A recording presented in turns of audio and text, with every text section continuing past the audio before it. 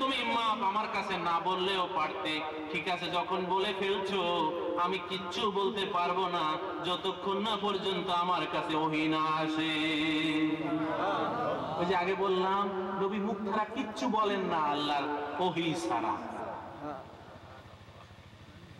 সাহাবী মনে এবার আরো বেশি ব্যথা পেলেন, আল্লাহ নবীও তাহলে মাফ করলো না। আল্লাহ না জানি যদি ক্ষমা না করে দোজখ ছাড়া উপায় না। বাড়িতে ফিরে আসলেন কাঁদতে কাঁদতে। আসলেন, বাড়ির সবাই দাঁড়াইয়া থাকলো। বলে কি খবর? বলে না না, নবীও মাফ করে নাই। নবী বলছেন আল্লাহর ওহী আসলেই তখন মাফ করা হবে কিনা আল্লাহ পাক জানাইয়া দেবেন, আর আগে কিছু বলতে পারি না। সঙ্গে সঙ্গে তার যুবতী একটা মেয়ে ছিল, নাম তার খামসানা। বলতেছে, ও আব্বা গো, নবী রহমাতুল লিল আলামিনের দরবার থেকে যে মাপ পায় না, আমি কোনোদিন তাকে বাপ ডাকবো না। এখন আরো চিৎকার দিয়া আল্লাহ নবীর সাহাবী কাঁদতেছে, বলতেছে, আল্লাহ গো, একটু তাকাইছিলাম মাত্র, সেইটার অন্যায় এত বেশি। আল্লাহ তুমি মাফ করে দাও আমাকে।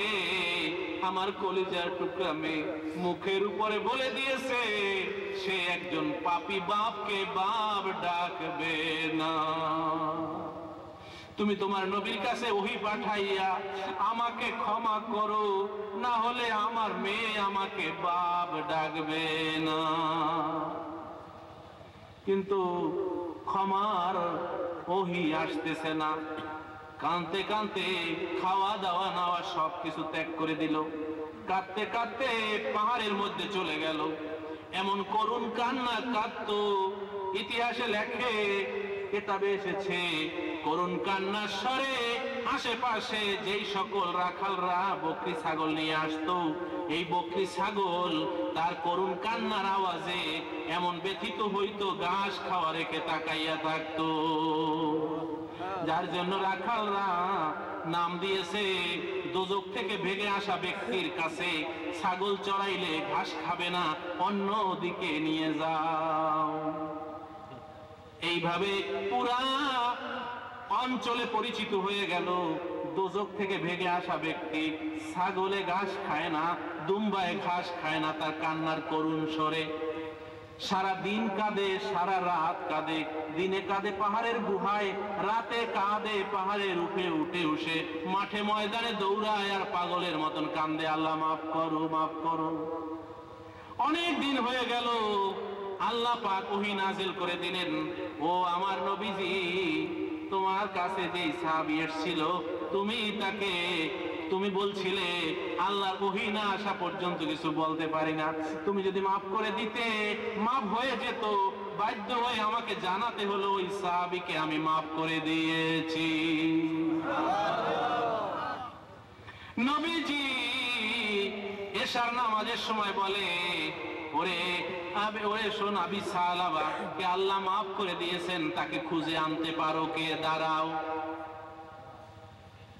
উমর বলে, হুজুর অর্ডার দেন, আমি নিয়ে আসি। নবী বলেন, না উমর, তুমি বইসা বলো, কারণ ওই সাহাবী তোমার কাছে গেছিল সুপারিশের জন্য, তরবারি বের করেছিলে। এখন যদি তুমি ওকে খুঁজতে যাও, দূর থেকে তোমাকে দেখেই এমন ভয় পাবে, না জানি তুমি তাকে মারতে গেছো, তুমি যাইও না।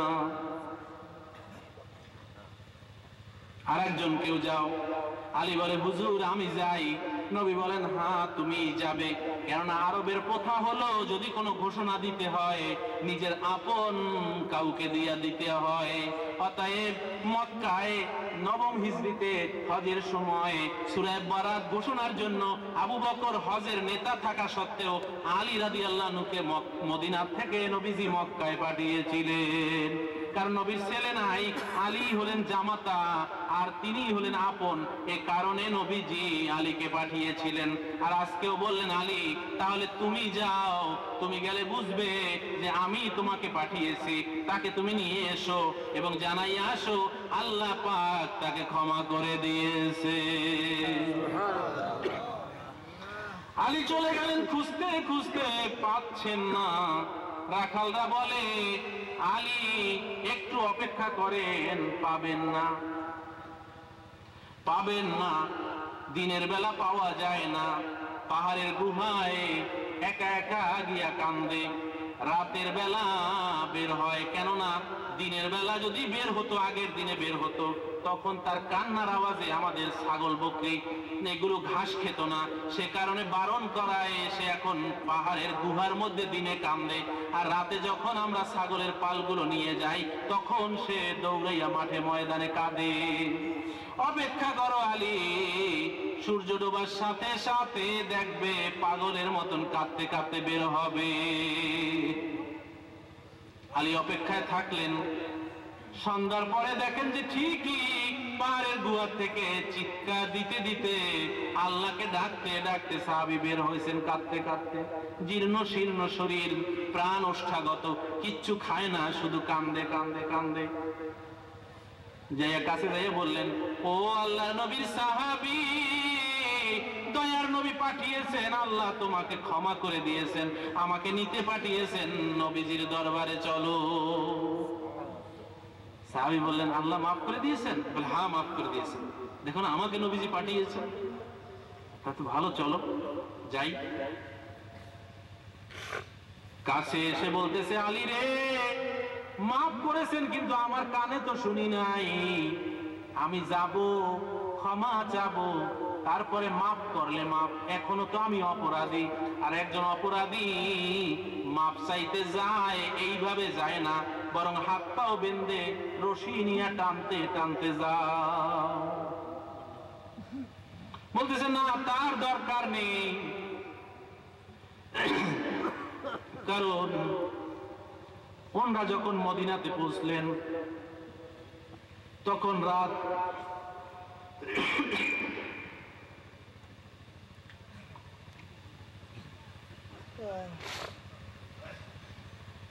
শেষ পর্যায়ে, তাহাজ্জুদের রক্ত শেষ হয়ে ফজরের সময় হয়ে গেছে, মসজিদে আজান পড়ে গেছে। হাদিসে লেখে হযরত আলী আবু সালাবাকে নিয়ে ফজরের নামাজে শেষ কাতারে এসে পাইলেন জায়গা। নবীজি নামাজে ইমামতি করতেছেন। নবীজি ওই দিন নামাজে পড়তেছিলেন, আলহাকুমুত তাকাসুরু হাত্তা যুরতুমুল মাকাবির, সূরা তাকাসুর পড়তেছিল। এই সূরার শেষের আয়াতটা হচ্ছে, সুম্মা লাতুসআলুন্না ইয়াওমা ইযিন আনিন নাঈম। কিয়ামতের দিন আল্লাহ পাক রব্বুল আলামিন দুনিয়াতে যত নিয়ামত দিয়েছেন সব নিয়ামতের ব্যাপারে জিজ্ঞাসা করবেন। বলেন না সুবহানাল্লাহ। নবীজি শেষ রাকাতে যখন এই শেষ আয়াতটা পড়তেছিলেন, আবু সালাবা সঙ্গে সঙ্গে ঢলে পড়ে গেল। সালাম ফিরে আবার পরে আলী দাঁড়াইয়া বললেন, ইয়া রাসূলুল্লাহ লাব্বাইকা সাদাইকা, হে নবীজি আমি আসছি, আবু সালাবাকে নিয়ে আসছি। নবীজি বলেন, কোথায়? সামনে নিয়ে আসো। আলী বললেন, হুজুর, আমি আর উনি পাশাপাশি নামাজে দাঁড়িয়েছিলাম, নামাজের মধ্যে শেষ রাকাতের শেষ সময়ে রুকুর আগে আগে তিনি পড়ে গেছেন। নবীজি বললেন, নাড়াচাড়া দিয়ে দেখো। ওই যে হুজুর নড়াচড়া করে না। নবী কাছে আসলেন, বললেন, একটু পানি নিয়ে আসো। নবীজি বললেন, এই পানিটা নাকে মুখে ছিটাও, বেহুশ হয়ে গেছে হয়তো বা হুশ হয়ে যাবে। পানি ছিটানো হলো, বেহুশ থেকে আর হুশে আসলো না। নবীকে জানানো হলো, আবু সালাবার কোনদিন হুশ হবে না। নবীজি বললেন,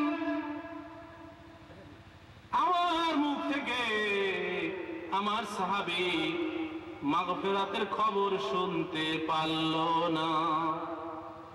তার অভিমানী মেয়েটাকে ডাকো, যেই মেয়ে কসম করেছিল রহমাতুল লিল আলামিনের দরবার থেকে যে মাপ পায় না, তেমন বাপকে বাপ ডাকবে না।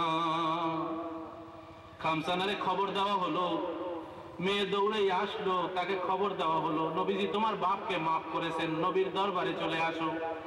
নবীর দরবারে দৌড়ে আসলো যে আমি বাপকে মনে কষ্ট দিয়েছি, পাপী বাপকে বাপ ডাকবো না।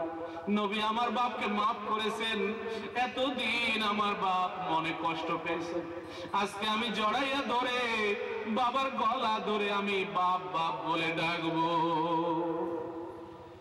যখন নবীর সামনে দাঁড়ানো, খামসানার লাশ সোজা রাখা হয়েছে, নবী বললেন, তোমার বাপ কোনদিন তোমার ডাকের জবাব দেবে না। খামসানা চিৎকার দিয়া কান্দে, নবী মাথায় হাত বুলাইয়া বলে, খামসানা রে, তোমার বাপকে বাপ ডাকতে পারলে না, তোমার বাবার চাইতে একটা ভালো বাবা যদি দেই তুমি কি সন্তুষ্ট হবে? খামসানা বললেন, হুজুর হব। বলতেছে, তাহলে তুমি আমাকেই বাবা ডাইকো।